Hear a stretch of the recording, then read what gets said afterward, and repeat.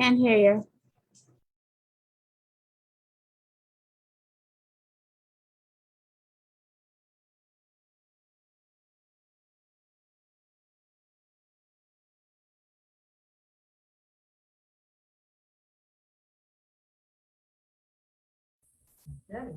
Good evening, everyone. My apologies for that. Welcome.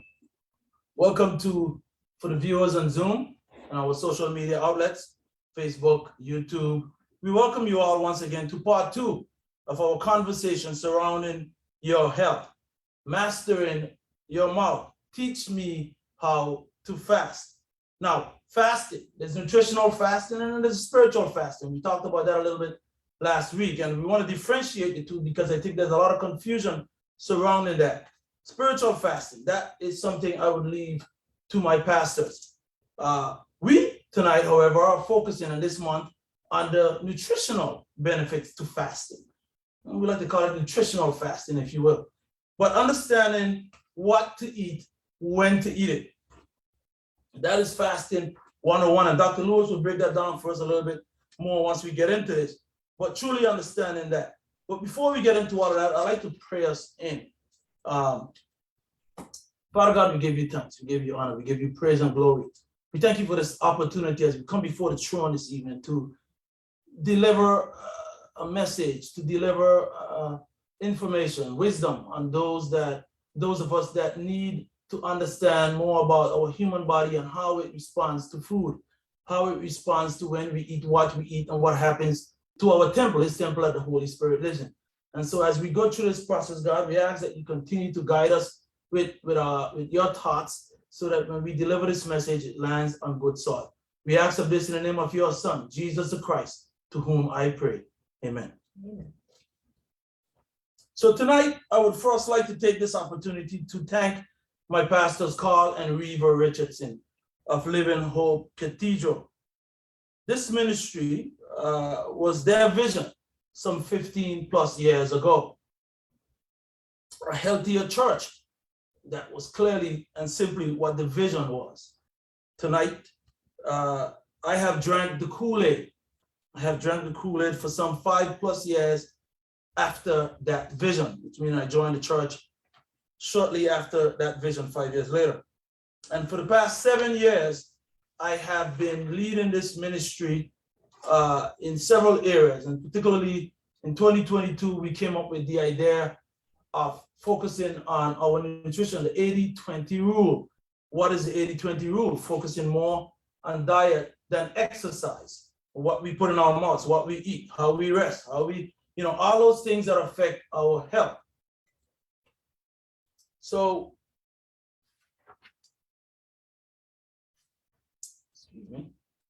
Here in the studio with me tonight is Dr. Janet Lewis, an orthopedic surgeon, a health coach, the founder of Global Wellness Movement VI. Is that correct? And I would allow her to say a little bit more about this movement because she's moved to the island some almost 9 years ago. 9 years ago, and she's been involved in the church. She was actually herself and I started working with this ministry way back in 2013.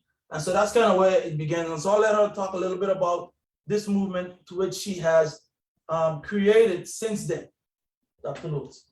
Good evening, everyone. As Craig says, I'm Dr. Janet Lewis. I am the physician and owner of the Global Wellness Movement. I am an orthopedic surgeon, but in addition, I also practice lifestyle and nutritional medicine. Because even though we take care of injuries and pains and some chronic diseases, the problem is at the cellular level. Our base health is failing in many ways. So that is a big focus in my practice. In addition, we're going to talk about your knee arthritis, but we're also going to talk about why you have this hyperinflammation. So I'm happy to be here tonight, going on to part 2.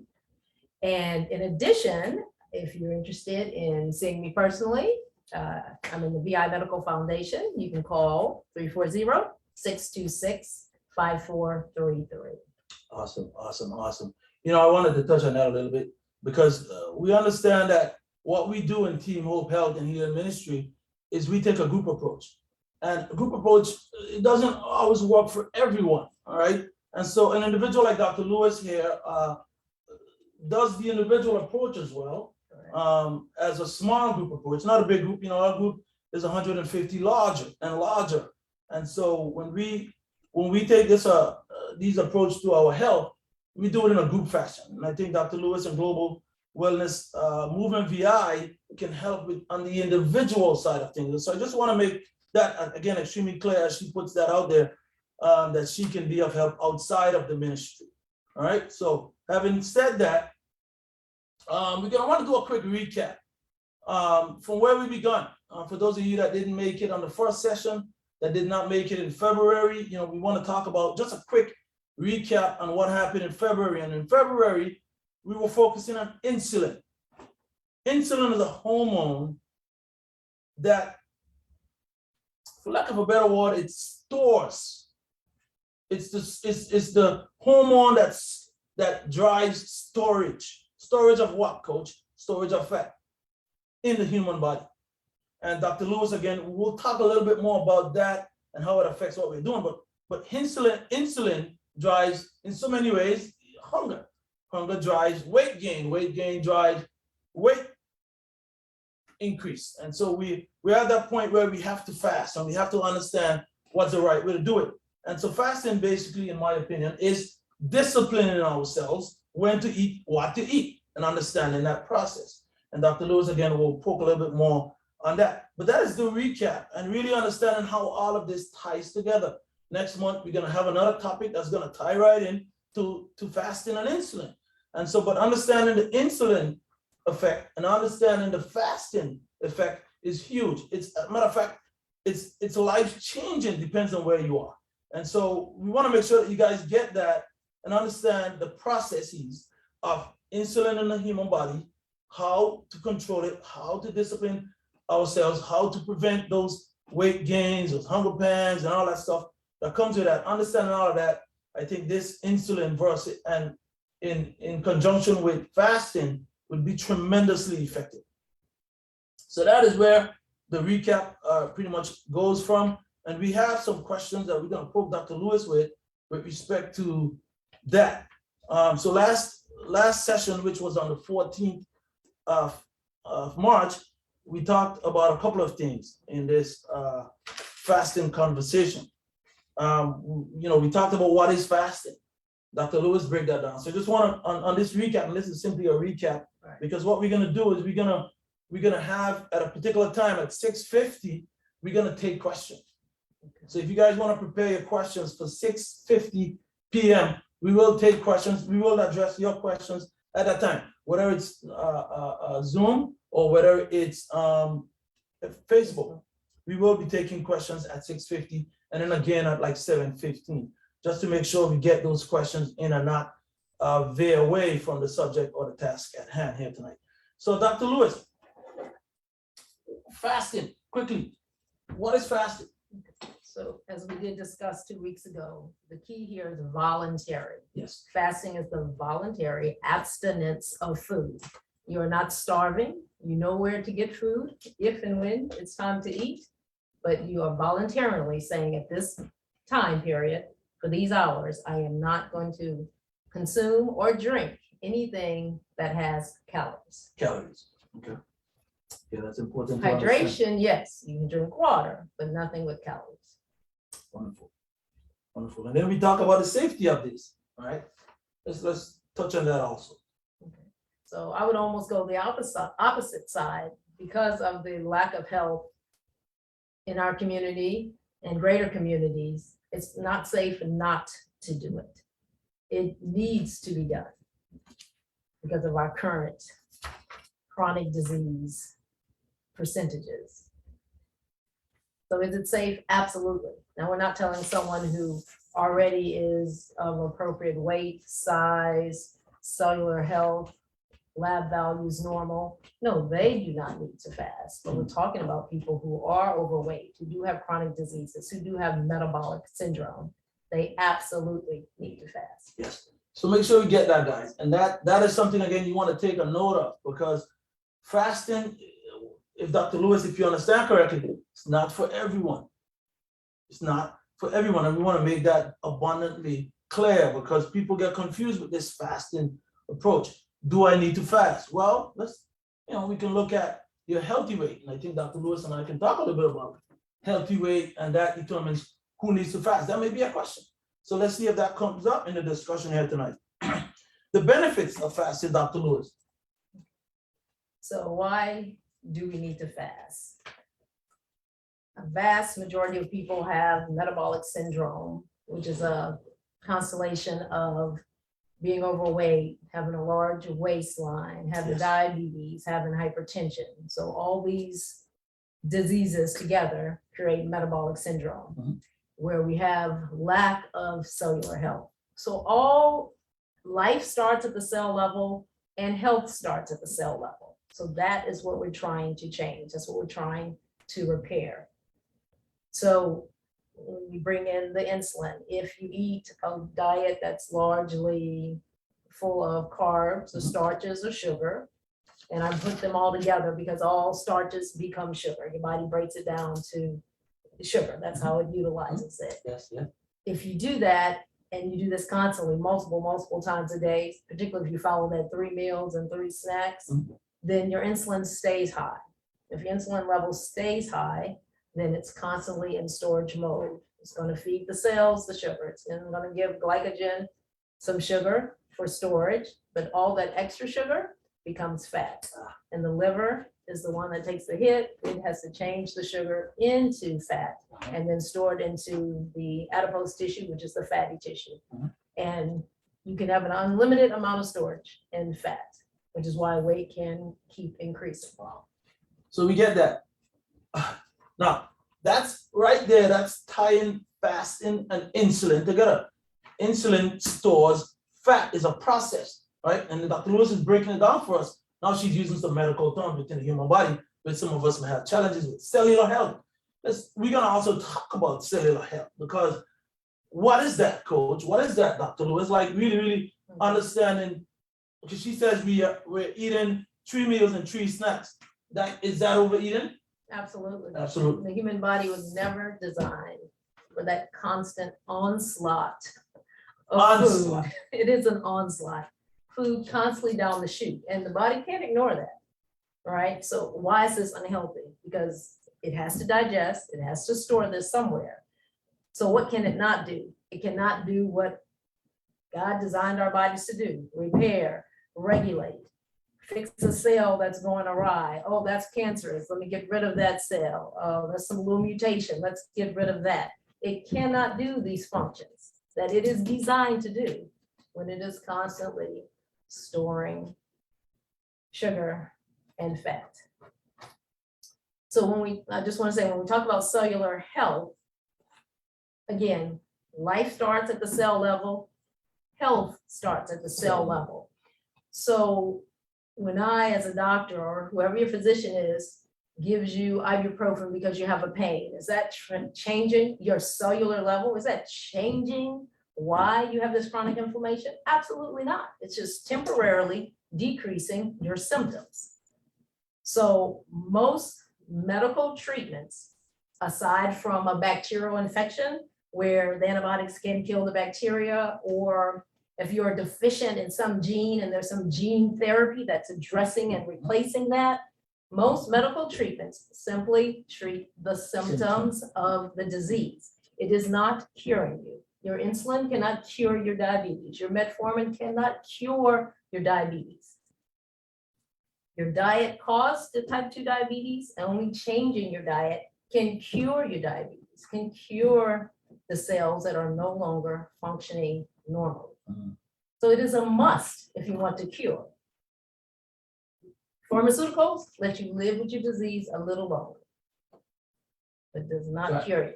Guys, this is some deep stuff. Again, this, and we're just on the recap, right? We're just kind of breezing over what we discussed last week. And for those of you guys, again, I know some of you guys are just signing on for the first time tonight, and a lot of this may be just overwhelming, but just bear with us because there is more.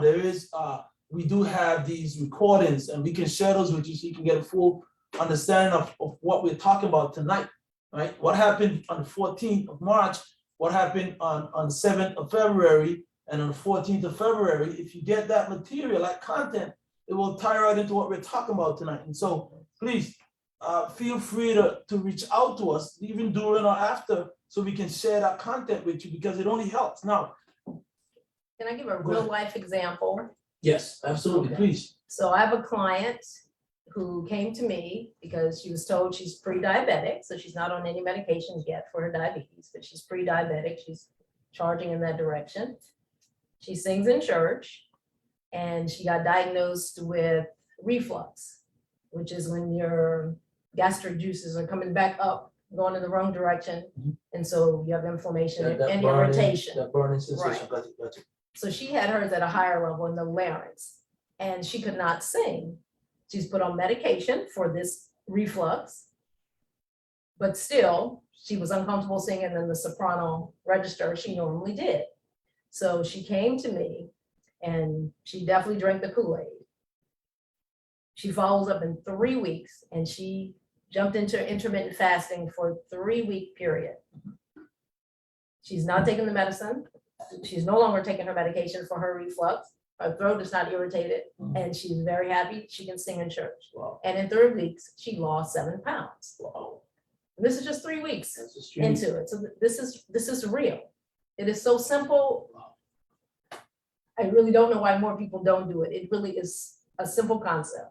You're not weighing anything, you're not measuring anything, you don't have to count a calorie, you don't have to count a point. It's just following basic rules that align with science and nature. Wow, wow, wow, wow. Now, that ties into so much more, but a lot of the stuff we've been talking over the past couple of months, and even years. Remember, Ed Raridan, he was our first guest speaker in February on the topic insulin. And one of the things I took away from, he had these 22 rules. It's called Rules 22, is his company, but he had these 22 rules of health. And one of those rules was a why. What is your why? What is going to drive you to improve your health, to change the direction that you're going in? And obviously, based on what Dr. Lewis has just break down for us, this lady had a why. She wanted to sing on the choir. And in order for her to sing on the choir, because her reflux was really affecting her throat, her voice, her vocals, she couldn't sing. So that was her why. So really and truly, one of the homework I want to give you is, what is your why? What is your why? What is it going to take for you to make the change that you need to make? Now, Can I also add, absolutely. and if you don't have a pressing why, what is your why not? Why won't you make this change for your health and your family's health? See, those are questions, right, guys? Write them down. Write them down. Because I think you're taking questions right now.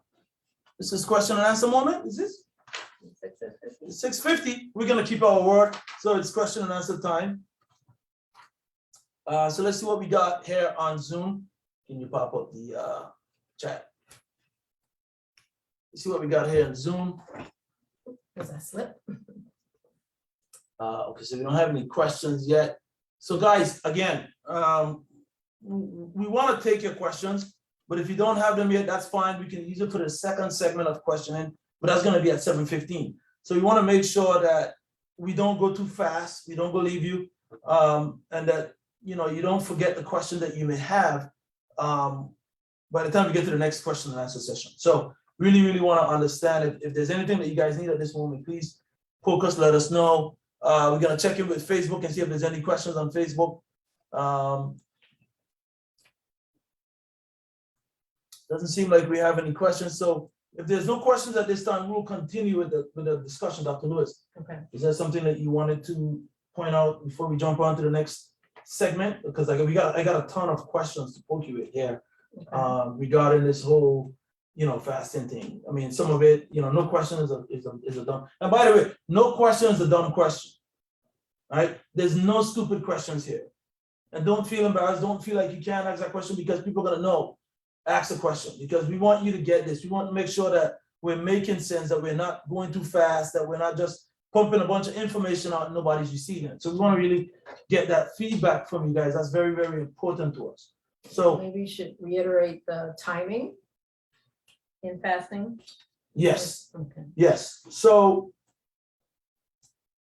for someone who, and this question came to me during my poking, asking for feedback throughout the past 2 weeks. For someone who's just fasting for the first time, 16:8 is, I know we talked a little bit about that. 1 second. Coach, will the body store protein and low carbs, veggies during an 8-hour window of a 16:8 fasting, or just carbohydrates, and starchy foods? So I think what they're asking is, okay, maybe I'm not sure. So during the 8 hours when you are actually eating, is the body storing? The less starch in your food, the less sugar, less of an insulin spike, less of a storage. So sugar, which is carbs and starch, causes an insulin spike. Protein also causes an insulin spike. Fat does not cause an insulin spike. So sugar the highest, protein next, fats none. Which is why I say if you get the munchies during your fasting period and you just feel like you have to consume something and water's not cutting it, tea's not cutting it, then do it with a fat. Have a few nuts, have some peanut butter with no sugar added. I know you talked about that in the last segment in part 1. Yes. So this was all supposed to. So what's your thoughts on? Okay. We're doing it for the first time. Yeah, I can't do a 16:8. That's cold turkey for me. I've never done it before. That's really tough. You know, I've had people try this. Had people meet me after the Tuesday after, the morning after, literally the morning after, saying, "Coach, that's amazing. Like, I didn't realize there's a difference between spiritual fasting. I always thought it's a church thing." Well, no, but then I can't not eat for 16 hours. I've never done that. Do you recommend? I mean, something low. I mean, what's the lowest time period you would allow or for fasting to become effective for someone who's just on it for the first time? So the first question is, the first statement, and we talked about the last time, when you say I can't, of course you can. You may not have done it before. It may seem different, weird, new, but absolutely you can. Man did not eat all day historically, not even our grandparents. So we don't have to go that far back. So absolutely you can. There is no starvation occurring. Gotta make sure we put that down. Within a 16-hour period. Absolutely not. So let's take can out of it. So let's be honest and say, I'm not sure I want to do it. I don't know how I will feel, but let's not say I can't. So once we're being honest, absolutely, you can do it if you've never done it before because you're not starving. You absolutely can do it. The things that may happen during that 16 hours that we spoke about is you may get a headache, and a lot of that is because you need sodium. So you can either just put a little salt in your water. Again, I don't measure, but just, put a little bit. It should taste salty, not overwhelming, but a little salt. Or you can get fancy and make a vegetable broth where you boil the vegetables, put multiple seasonings in there and just drink the broth. Some of the negative effects are going to actually be withdrawal from the high carb and you crashing from your starch, no sugar. And once it gets cleared from the bloodstream. So you will have to just bear with that. You're going to have some bad feelings as your body, gets used to this. But can you do it? Absolutely. Now, studies show 16 and 8, that is what you have to do to have the major effect of really changing your insulin level, to start some autophagy, which we talked about, which is cellular repair. We'll touch on that. So let's say you just I just can't do it. Okay, well, do it 12 and 12. You may not be getting all the effects, but you're getting used to the idea. You're getting used to the idea. The next day, do a 13, do a 14, but your goal is to get to that 16 and 8. Right. And that is the thing I want to make absolutely clear is that effectiveness, right? And 16 hours off of food is the most effective approach. Now, I'm actually not the most, right? But that's where you want to begin to have real insulin effect Right. or zero insulin. Or close To zero. get to the point where your body says, I need to start burning some fat Right. because you haven't fed me. Right. If it's narrower than that, then you haven't gone through your glycogen And the body hasn't stores. gotten to that point yet. Gotcha. Exactly. So Gotcha. that is why. So if you do less, it's just because you're training to get to that. Right. But you're not really going to get to that fat burning store. So yeah. So guys, let's understand that for a second, right? Because this was a question that was asked me a couple times. And if I can't do 16, coach, can I do less? Well, you can, but there's going to be minimal to no effect. So what Dr. Lewis is explaining to us is that at 16 hours, that's when the body says, "Oh, well, I gotta take what I have down here to work because ain't nothing coming down the chute." So at that point is when you begin to see the real effect in the body. So here's the thing, right? So I did some application because this is what this session is. It's about application, and this is where these questions are going to come from to help us apply what we've learned in the first session. And for those of you that didn't get that, well, we're gonna try to go back and forth a little bit to make sure you get some of that. But I left, and I'm a coach, and I know all the rights and wrongs. But I left the session last on the 14th, and I tried a 20-hour fast. I was successful. I got a 6-pack the next day.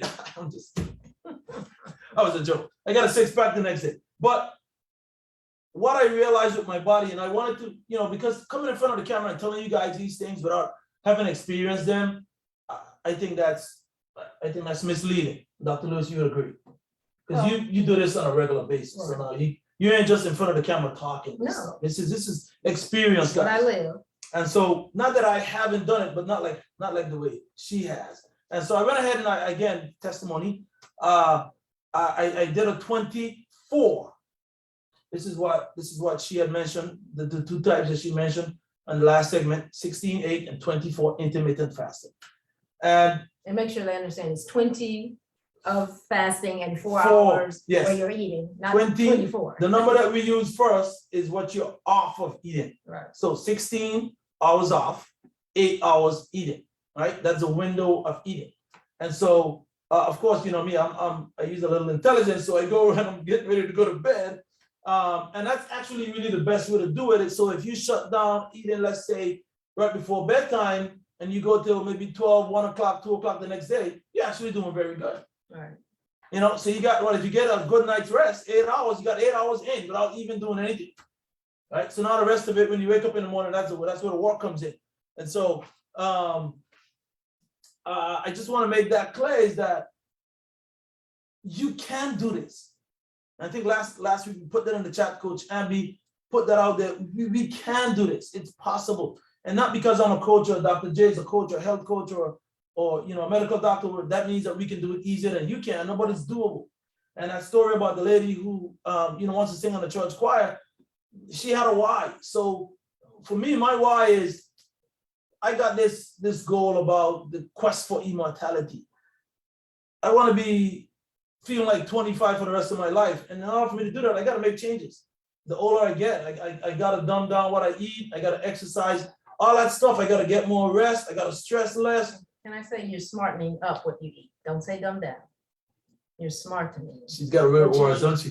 But yes, that is the positive. proper. That is the proper. Okay. Correct. All right. Correct. I regress. I am smartening up what I eat. Absolutely. And so those adjustments are necessary.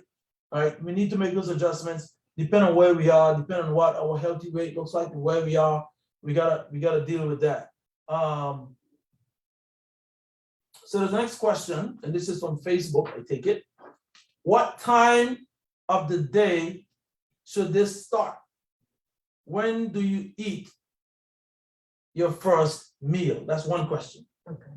So we'll stick on the 16 and 8. And as Craig alluded to that we spoke about, it really is easier if you start that first meal around lunch, whether that's 11 or 1.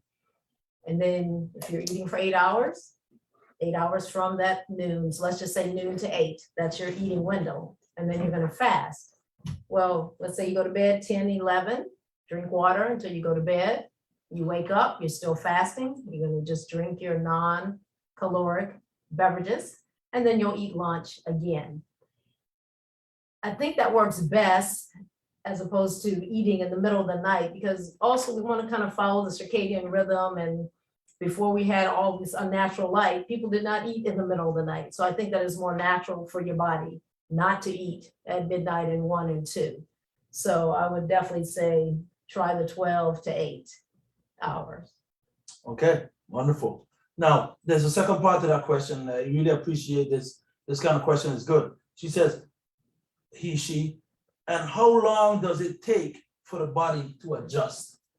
So that's going to vary per person, right? It depends on where you're coming from. So Craig just said he left and did a 20-hour fast and ate 4 hours, didn't feel any negative effects. So that tells me. I didn't say I didn't feel any negative Oh, okay. effect, Did you? but we'll talk about Okay. that. We'll continue. Let's say minimal. So if you cellularly are pretty healthy and you don't go wide swings on a regular basis of sugar, no sugar, sugar, no sugar, then it's not really going to be an adjustment. If you're coming from eating a lot of processed foods, a lot of added sugar, then you're going to feel that little crash, or you're going to feel a sense of deprivation, and part of it will be psychological. So it really just depends on which extreme you're coming from. But what I always tell people to remember, whatever you're feeling, no, the answer is not a Snicker bar. The answer is not a French fry. So you may say, oh, this just feels horrible. I don't know if I can do it. But the answer is not macaroni and cheese, all right? So you still want to stick to it. Have your nuts. If you got to break it, have your healthy fat. Lots of vegetables, dark green leaves are the powerhouse of nutrition. You build up from that. Build up from that. So we've gotten to that point now where we're going to kind of segue back into the questions that I have for Dr. Lewis, and then we will take some more questions again in about 20 minutes or so, all right? 15, 20 minutes, because we got about 30 minutes left in the session, but really want to hear your hearts, really want to hear your feedback, really want to understand where the struggle is, more importantly, and try to help you to figure out, how to attain a better way of fasting. Because fasting for me, and it's learning even more now from Dr. Lewis, it's so beneficial. It's necessary. Like you can stop, you can get off of medications, literally. You can heal yourself. Type 2 diabetes, folks. I've been getting a lot of questions on that. Can this take us off of that medication? Absolutely, it can. So as we discussed, you have it because of your diet. Type 2 diabetes is a disease of diet. We're not talking type 1 where your pancreas is not putting out enough insulin. We're talking type 2. And prior to the discovery of insulin, type 1s were dying because they need the insulin. Type 2 diabetes was treated with change in diet. Once insulin was discovered, they just said, okay, let's give it to everybody. But for the type 2, all it does is make the lab work look better. But it doesn't cure you. So it was the answer for the type 1s. Not for the type 2. It was not for type 2. Self-inflicted. Self-inflicted. Diabetes type 2 is self-inflicted. And let me just say one thing. You say self-inflicted. It is from the diet, but we do recognize that our environment has changed. We have all of this readily available, unhealthy, unnatural, artificial flavored, highly sugared, abnormally palatable foods. So people trust their society and think it must be healthy, but now we know it's not.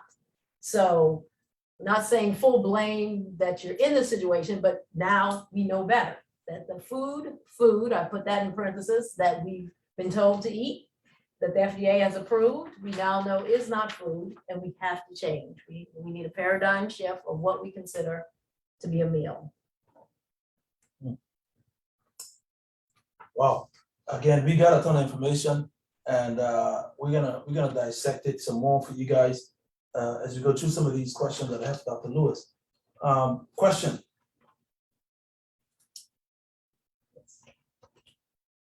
This is a conversation that I had with an individual, and these are the type of questions that are, again, we talk about questions are not stupid questions. There are no bad questions, poor questions. The question here, or the comment statement, is it true that nutritional fasting works, not like a diet?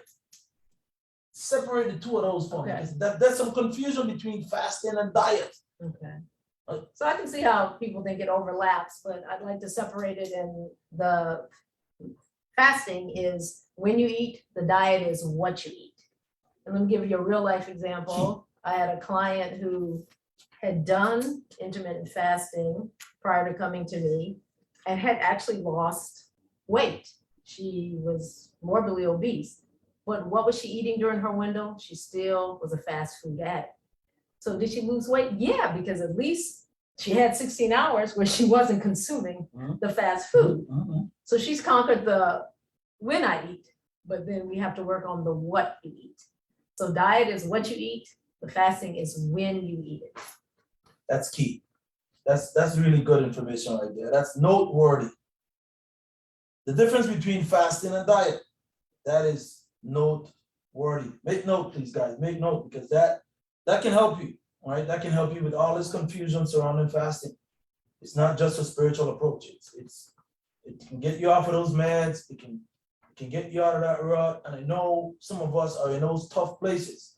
And I know this firsthand because I'm a coach, and I've been a coach 7 years, and I've heard the stories. I've heard it all.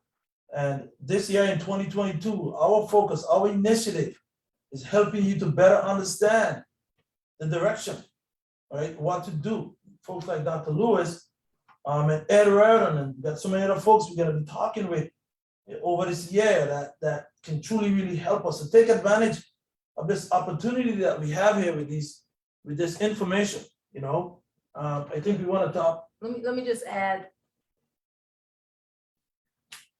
so people can understand how this is necessary. So let's say you take your insulin or your metformin, and you're like, look, my sugar is down, it's staying around 90, and yet you still don't feel better.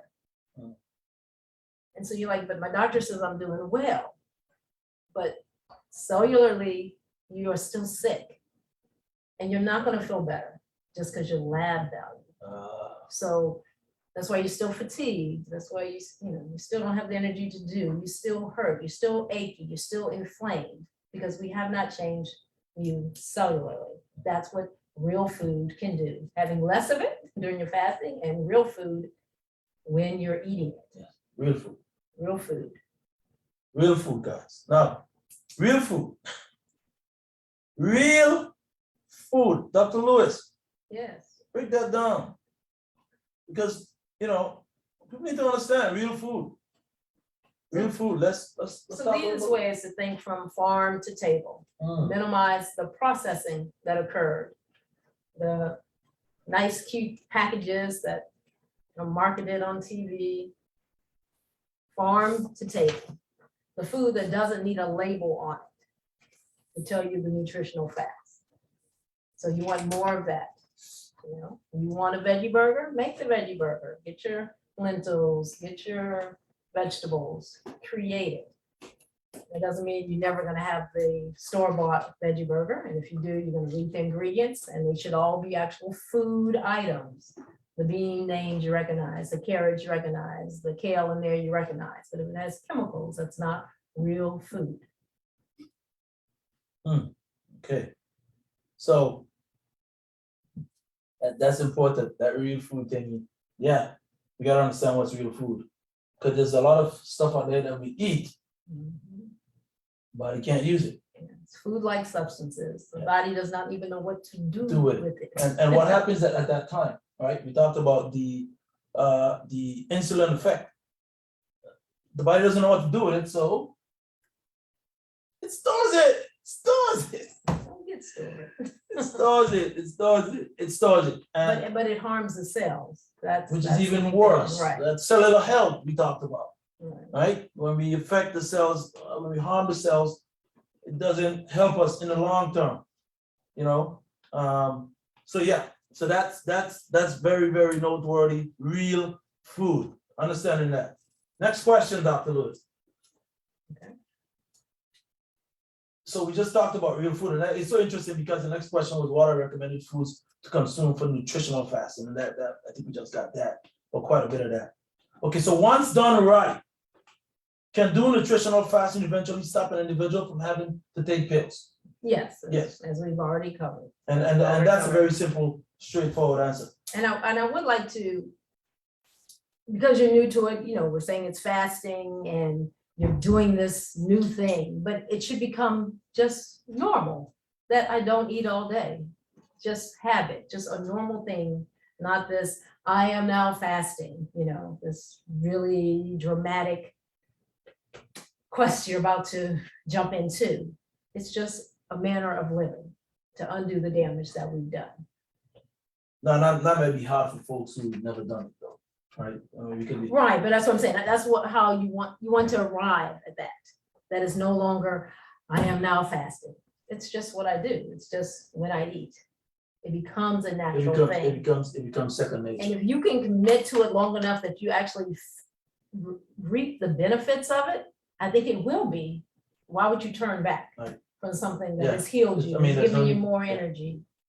So there's no need to turn back once you get on that treadmill, because then it's only really positive results. It's only great effect. That lady got her voice back. I just can't get off of that. She got her voice back. She's on the choir again. She's singing. She's off of the pills. I mean, yeah, right. So that is very huge.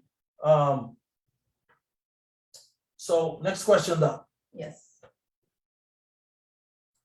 Nutritional fasting may increase the metabolism and help preserve muscle tissue to reduce body weight.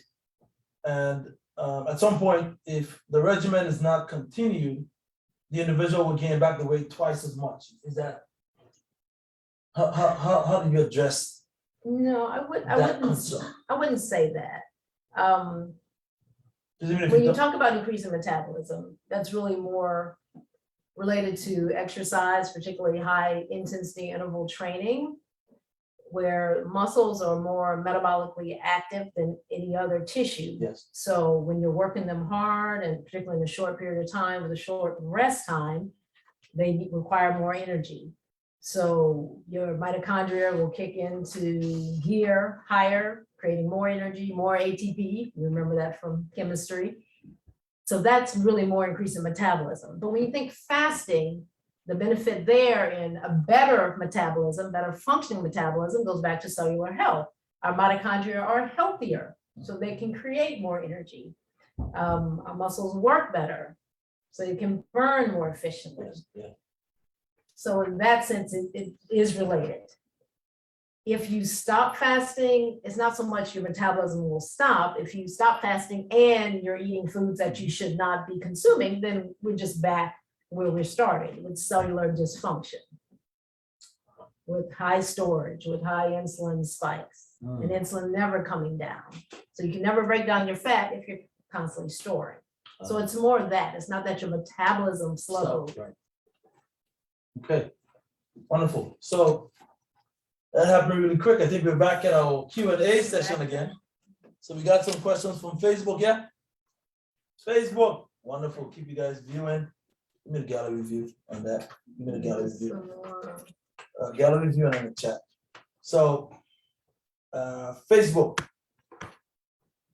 with the content, with the current state of available food, how and where can we get better food to consume? That's question number one. So as someone who's been a vegetarian since 1998 and a vegan since 2017, my daughter and I have never had a problem getting food. So I really think that's just an excuse that most people use. I can't find, it's hard to get. We've never had a problem eating, never. We have never gone hungry a day. So I'd like to say there is no problem finding healthy food. I'm in with some of the farmers where weekly they email me what they have and I get delivery. So, I support my local. And then as far as grocery shopping, Fruit Bowl is probably the main place. I think overall, they have the best organic section of produce. Mhm. And then Moe's, Cost U.S. is better now. They have more. Yeah, okay. They have more now, but I would say Fruit Bowl and the local farmers, but have never had a problem finding food. So sourcing it on this island is not that difficult. No, Now, the not expense, at all. the expense of it though is also a concern. Well, you're going to be buying real food and we're not going to be buying Oreos and Doritos and frozen French fries and Hot Pockets. And then when we put it all together, health is cheaper than chemotherapy, a prosthesis, In the long term, 20 absolutely. pills a day, going to the doctor 3 times a week. So absolutely, overall, it is not. It's not that more It expensive. is not. It is So, not. so what Dr. Lewis is saying, really, guys, is we gotta break this down long term, right? And yes, when you go to the grocery store, a head of a kale is gonna run you about, what, $5-10, versus, It's not that versus, expensive. versus, It's well, depends on where you The go. organic kale, the Fruit Bowl is like $4.99 a pound. What Like kind $10. of kale you Like buy? Like I said, $5-10, like I said, He said $5-10. But the point is that you take that down, you take that, so, and I'm being honest, guys, because I'm thinking, you go, that's a kale, that's a really, really good superfood. Really good superfood, guys. And I might be funny, but seriously, I would probably lean more toward Dr. Lewis in this aspect because I do believe that long term, it would cost you more. Definitely cost you more. And not only would it cost you more, it'd be more stressful.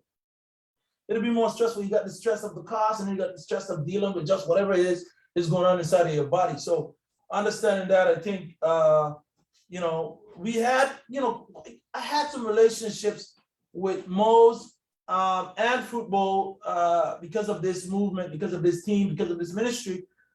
We had created sort of a membership where they were giving us discounts. This was a while back. I can't recreate that, and I'm sure they will, look at this from a group perspective and say, listen, man, this is part of these guys. They're really trying to make some impact.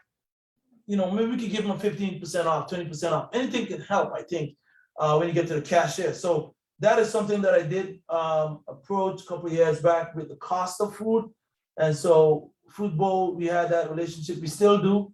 Moe's, we do. The farmers in Bodo, they everybody's got to live, so everybody's got to sell their stuff to make a living. But at the end of the day, I think if we create that relationship where we're consistent, they will look at it differently and probably give us discounted costs on some of these foods. The other side of this was also to Dr. Lewis, examples of healthy fats, for example. Okay. That was another So point of this. your healthy fats are foods that normally are fat, greasy. When I say greasy, I mean in a good way. Oily, let's use oily. That sounds better. Naturally cheese. oily. So that's our avocado. That's our natural peanut butter. And don't think of it as sugar-free peanut butter because peanut butter doesn't come with sugar. Man added that. So natural peanut butter, olives, olive oil, coconut oils, peanuts, nuts in general, and you want them raw. Seeds, that's your hemp seeds, your flax seeds, your chia seeds, all those have good fats in them. So those are your main fats that you should be consuming. And that's important, right? Because peanut butter, there's a lot of peanut butter on the shelf. Skippy, Jif. Ignore Right. those, So, ignore but- those. so we want to clarify the peanut butter thing because I know a lot of folks do the peanut butter thing. But again, Dr. Lewis, thank you for pointing that out. That peanut butter, the good one, you would find it in the shelf, and it'd have a lot of oil on the top. That's right. You actually got to stir it in. It could be a little messy. You got to stir it in there gently, get that oil down inside of it. That's the right kind of peanut butter. Avocado, you said, yes, that is, and then really understanding that, I think those were the two things here that came up in that question. Can you list some of the, okay, so we got that. So you guys are not poking us enough tonight. I need some more poking. Oh, and also your other nut butters, almond butters, sunflower seed butters. So most nuts do have butters. So let me ask you this question, Doc, now that you say that. And for those of you guys that are gonna go look for that peanut butter tomorrow, this is for you, this question. So there's all these different nuts. Mhm. How do we, what's better, what's not, what's more effective in terms of our diet, right? We got almond, we got peanut, we got all these different, I see all these different peanut butters on the shelf. Mhm. Give me your, So one, peanuts are not nuts. Peanuts are in the bean family. It's a legume. Your nuts are your almonds and your pecans and your cashews and your Walnuts, pistachios. yes. Correct. So can you have the bean, the peanut? Yes. Can you have the others? Again, it's not one more than the other. It's the plethora of all the things that grow on the land. Eat a variety of all of them. because the reason I ask that question is because it goes down to cost. And I know peanut butter, which is, you say that's just, that is supposed to be bean butter, right? Bean butter, It's a bean butter, it's a bean butter. That's funny. Bean butter, peanut butter. So you almond butter, peanut butter, Which they're one do you both, get? which one do you get? Well, assuming you have, like in my household, my daughter has a tree nut allergy, so you're not gonna find any almond butter in ours. It will be peanut butter. So that's fine. Yeah. You know, So that's a good point. yeah. That's a good point. So it's just whichever one you wanna buy, the cost, you like that brand, the size. But that's the beauty of eating like this. It's not this, and I can't have that. Mm. It's like, these are all the good things and beneficial things to eat. And so let me pick from all these, the variety, the different colors. Right, right. Yes. So guys, I mean, we got a lot of application work to do, right? We got information. We're coming on to that. We got like 10 minutes left. And I don't know if you guys are good. I know you're on guys, you guys on Zoom, you can speak into the mic. We're absolutely willing to hear what you're thinking. Even if you don't want to write it in the chat, you can just focus by just simply unmuting your mic and speaking to us. We can take questions that way as well. But really understanding the application process here tonight is important because as we give you all this information, we want to know that it's hitting home, that it's relative, that it's making sense, that, you know what, coach, you know what, Dr. Lewis, I'm going to try this, I'm going to try that. And because I understand it now, it makes more sense now. And I think those things are important in terms of the feedback because we are presuming what you guys are thinking. And I know just by coaching, just by dealing with folks on a regular basis, some of the thoughts and some of the feedback that people are having. So I can poke. And a lot of my questions tonight were based on that, just having those conversations with other people, just hearing the feedback from part one. So there's the next question from Facebook.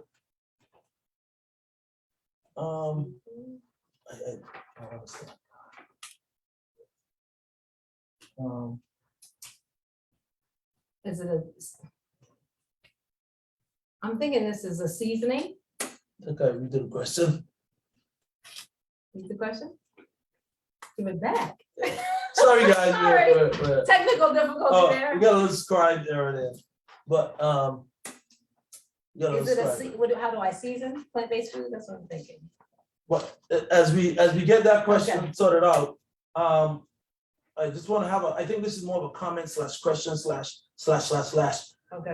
to my understanding, Doc, there are many fastings such as juice. Now, this was huge because fasting, juicing, Yeah. juice, soups, intermittent, partial, calorie restrictions, and water. From the doctor's point of view, is it best to experiment with the different types to find out what works best for an individual, or is there one in particular you recommend with your experience that work best for all body types? So remember, what we're talking here is the most effective way to achieve cellular health, cellular repair, rejuvenation.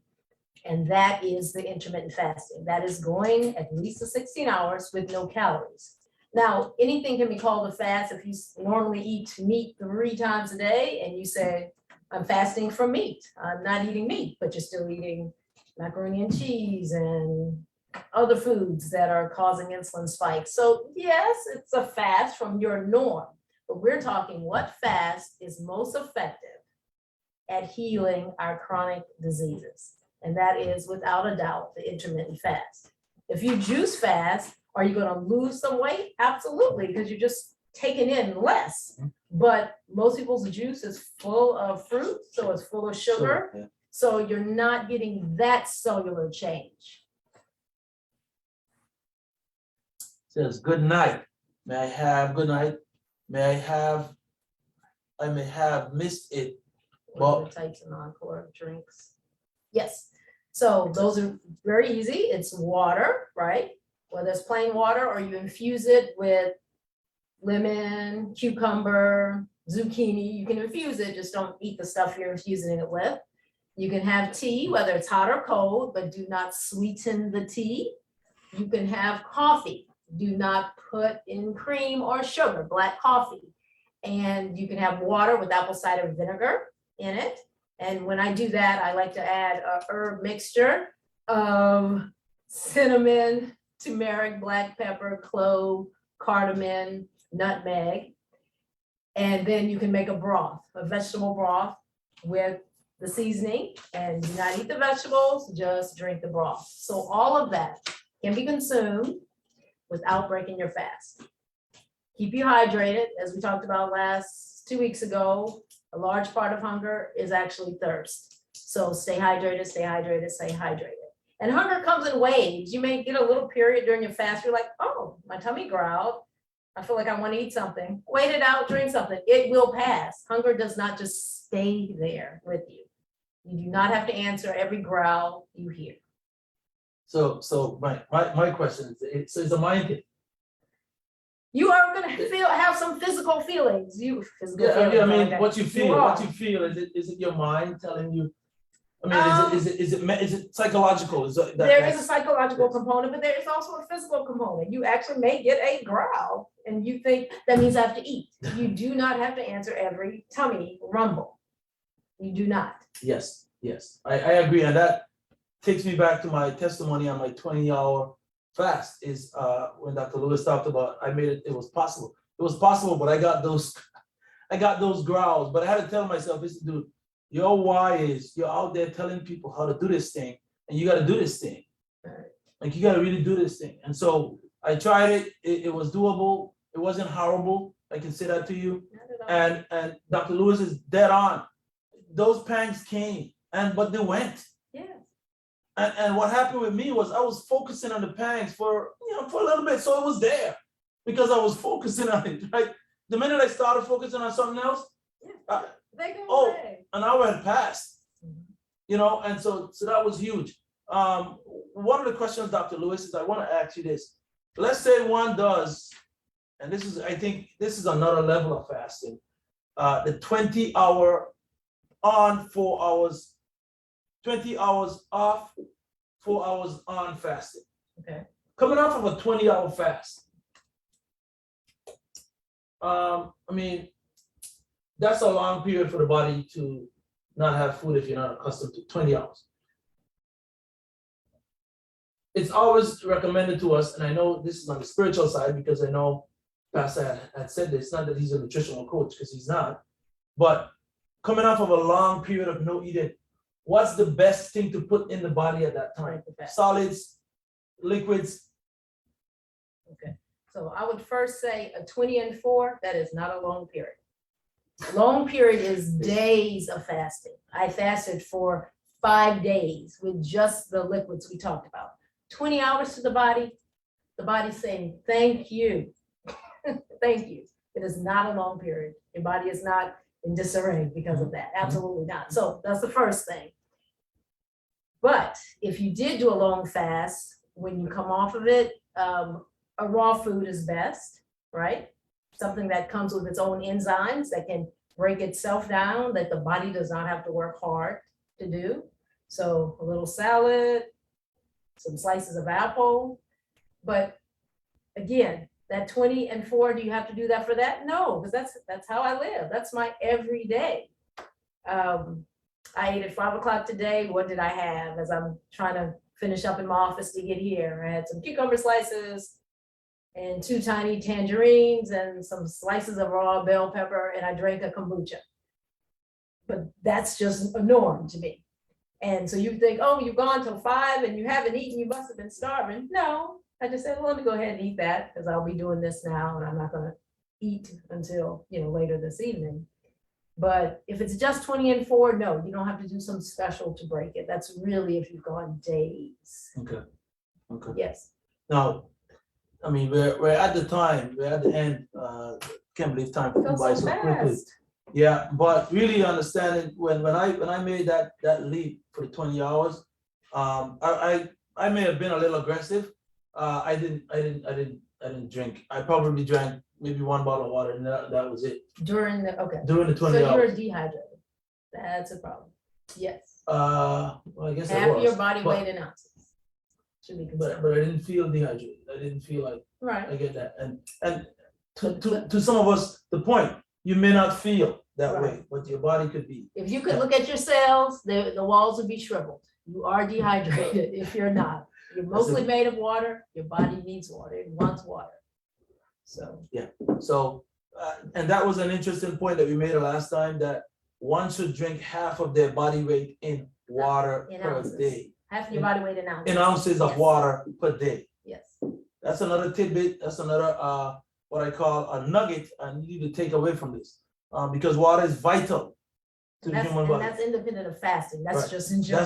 That's just in general. I'm not talking about any specific diet or anything like that. We're just talking just living daily. You have to consume X amount of water, and that is half of your body weight. All right, guys, make a note of that. We've come to the end.